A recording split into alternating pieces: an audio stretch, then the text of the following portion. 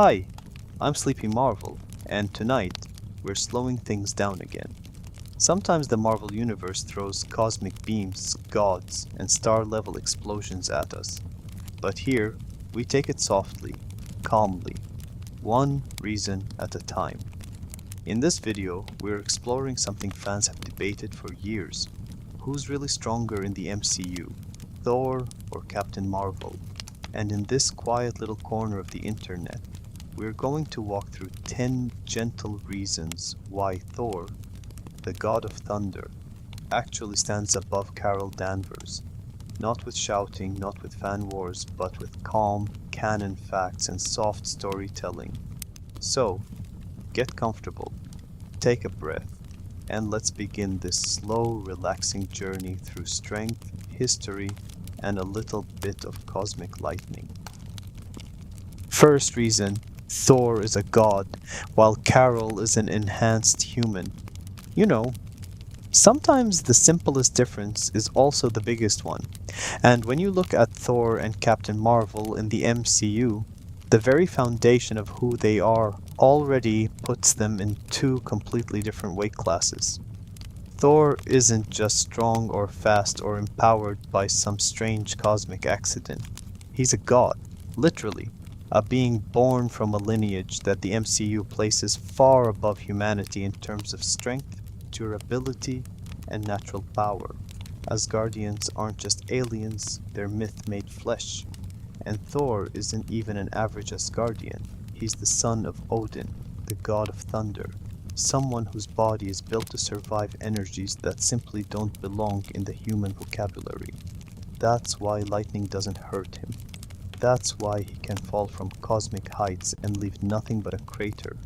That's why his skin can take the impact of star-level heat without turning to dust. It's his nature, his default. And then you have Carol. Powerful, brilliant, courageous, absolutely. But she's still a human first. Her power doesn't come from her biology, but from an exposure to the Tesseract's energy. She absorbs it, channels it, converts it into photon blasts and cosmic flight. Impressive, yes, legendary even, but it's still something added onto a human frame, something she uses, not something she is. That difference matters, because Thor doesn't need a transformation or a power-up. He's divine every second he's alive. Carol reaches her power state.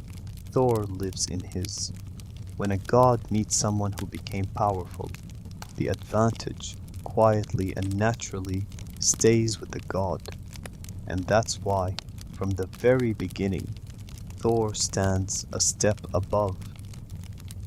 Second reason, Thor has thousands of years of combat experience. Alright, let's slow down again, take a breath, and let's move gently into the next reason. You know, when people compare Thor and Captain Marvel, they usually focus on energy blasts, flight speed, raw power, but they forget something even more important. Time. Thor isn't just strong, he's ancient.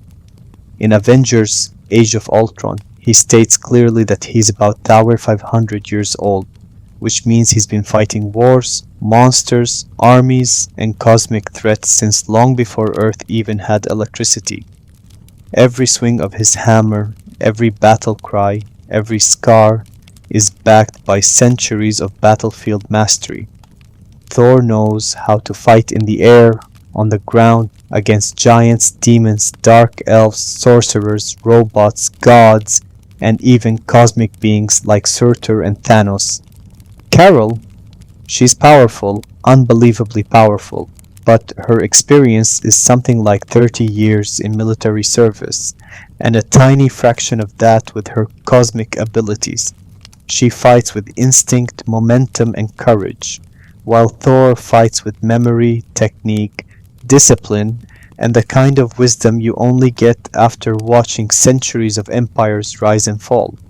Carol learned to use her powers. Thor learned to survive because of them.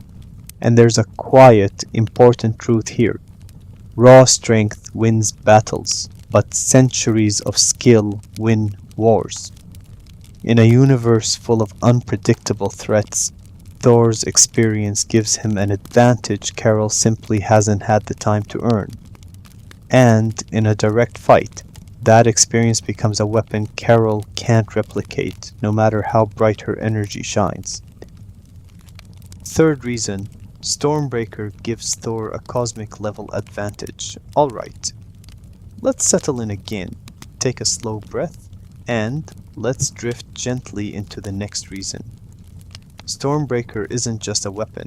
In the MCU, it's described as a king's weapon, forged from the same dying star energy that nearly killed Thor in the process.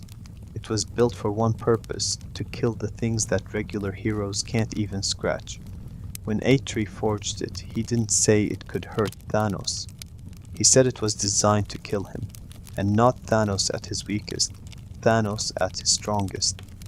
The Thanos who wielded all 6 Infinity Stones. That's not hype, that's canon.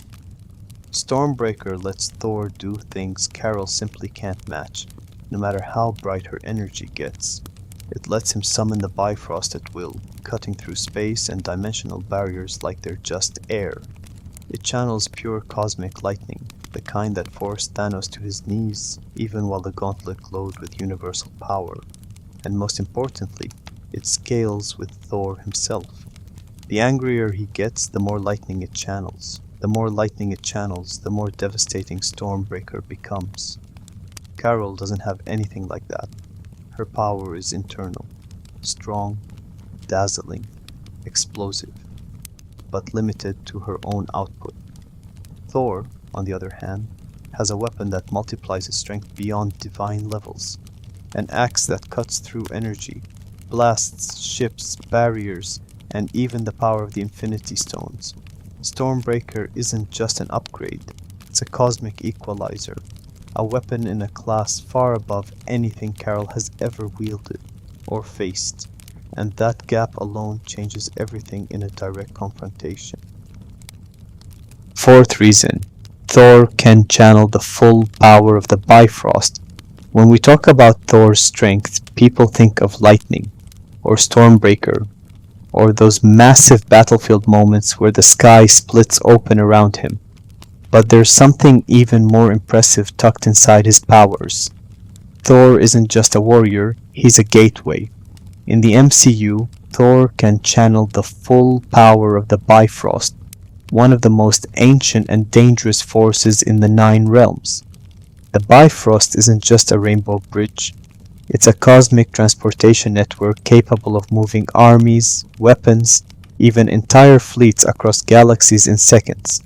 It cuts through space, atmosphere defenses, and magical barriers like they're nothing. And Thor doesn't just use it, he commands it. With Stormbreaker in hand, Thor can summon the Bifrost anytime, anywhere. That means escape is impossible. Distance is meaningless.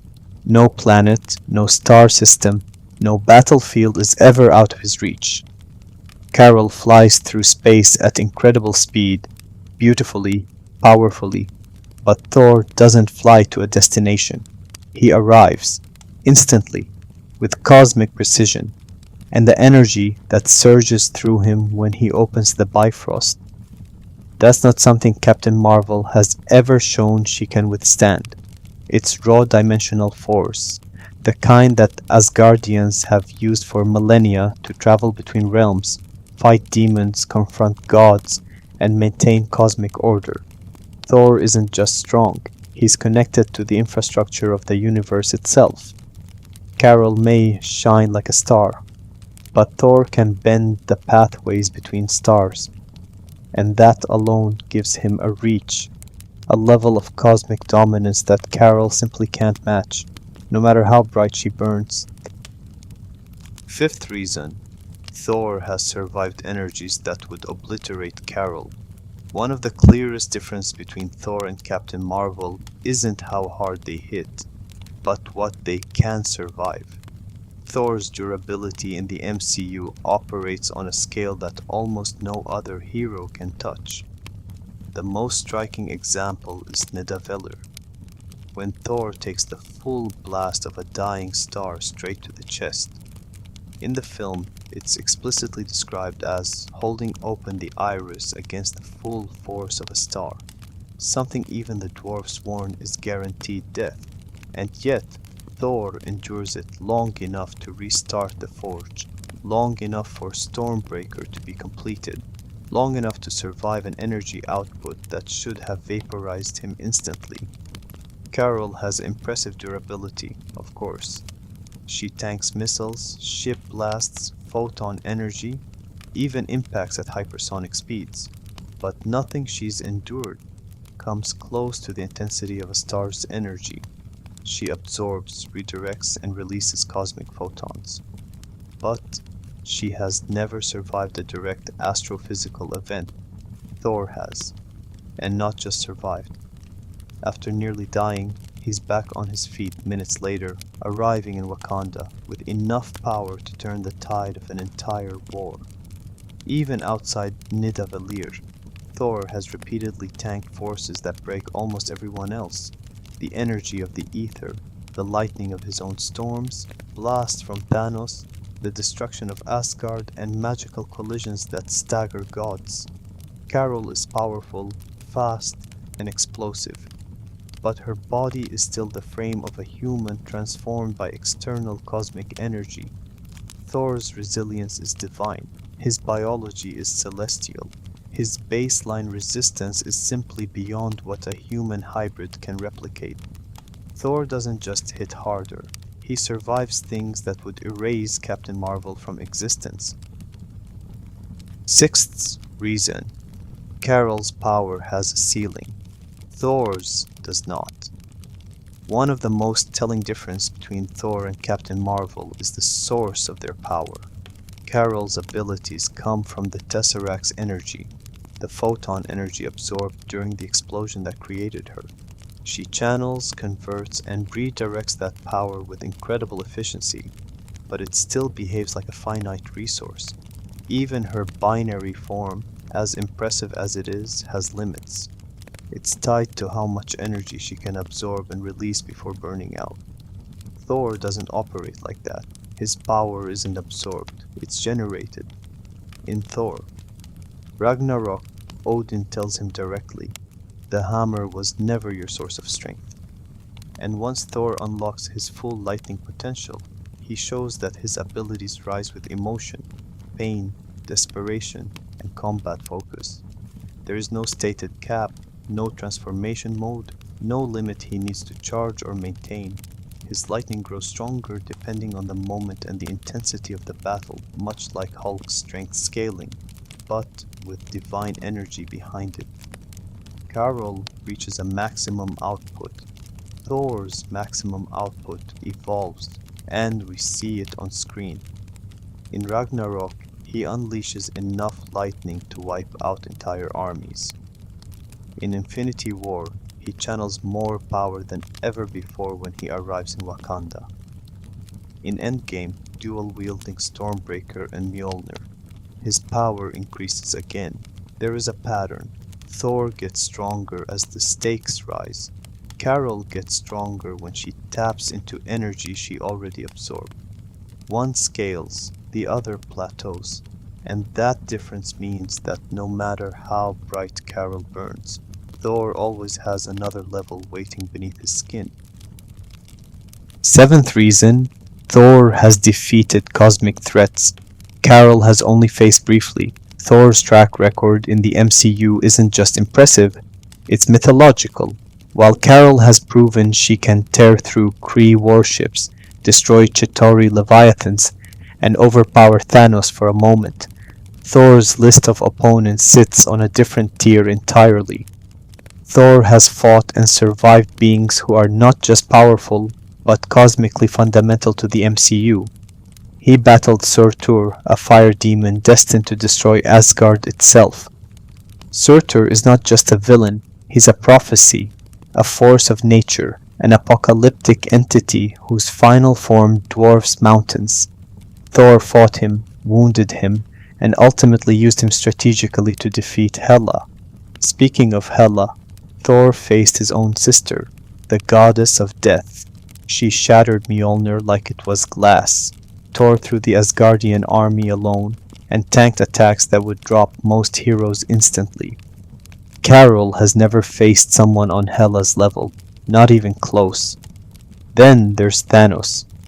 While Carol manages to overpower him briefly in Endgame, Thor is the one who nearly kills him twice.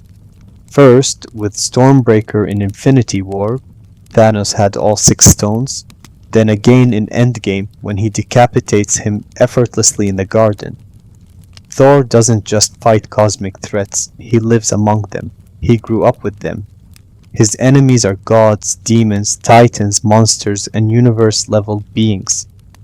Carol's battles are incredible, but they exist mostly within the realm of advanced alien warfare.